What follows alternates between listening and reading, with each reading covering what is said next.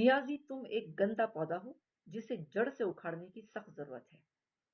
گندا پودا صرف اپنا فائدہ لیتا ہے اور جس درخت سے چپک جاتا ہے اس کا بیڑا غرق کر دیتا ہے۔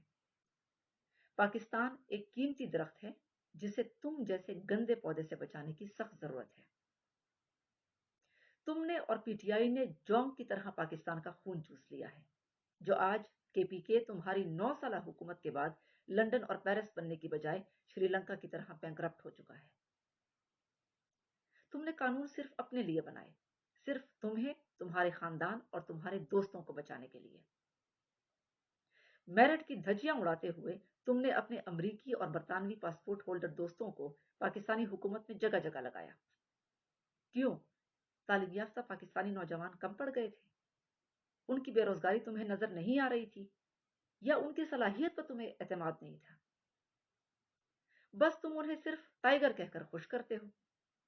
ان کو ٹائیگر کہہ کر ان کو ڈنڈے کھانے، جھنڈے اٹھوانے اور سوشل میڈیا پر گالیاں دینے کے لیے استعمال کرتے ہو۔ پیسے کمائے تو فراگوگی کمائے، زلفی بخاری کمائے، تمہاری بے روزگار بہنیں اربوں کی جائیدادیں بنائیں اور پھر تم انہیں سزا سے بچانے کے لیے ایمنیسٹی اسکیم دے دیتے ہو۔ بشرا بی بی کی بہن کو 8 لاکھ مہینے یعنی چیف جسٹس کی تنخواہ پر ادارے کا سربراہ بناتے ہو۔ غریب عوام تمہیں نظر نہیں آتی، ملک ریاض تمہیں بہت غریب اور بیچارہ نظر آتا ہے، جو غریب عوام کے 190 ملین پاؤنڈز اپنے ذاتی فائدے کے لیے اس کو دے دیتے ہو۔ جب اعظم سواتی نے غریب عورتوں اور بچوں کو مارا، ان کی زمینیں اور مال مویشی ہتھیائے، تو تمہارے منہ سے ایک لفظ نہیں نکلا۔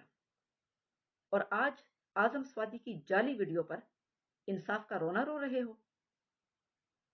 پی ٹی آئی کا انصاف صرف امیروں کے لیے ہے، غریبوں کے لیے تم لوگوں کے منہ سے ایک لفظ نہیں نکلتا۔ تو یہ آزادی مارچ کی بکواس چھوڑو، غریب اور متوسط طبقے میں تم نکل بھی نہیں سکتے۔ پی ٹی آئی ختم ہو چکی ہے، اب تم واپس اپنی وہ اکلوتی سیٹ بھی نہیں جیت سکتے جو تم نے مشرف سے منتیں کر کر کے حاصل کی تھی۔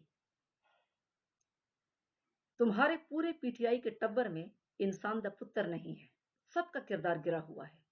شیخ رشید، فواد چودھری، زلفی بخاری وغیرہ وغیرہ یہ تمہارے اسپوکس پرسنس ہیں، اور جس بندے کے اسپوکس پرسنس یہ ہوں تو عوام خود اندازہ لگا لیں کہ اس بندے کا اپنا کردار کیسا ہوگا۔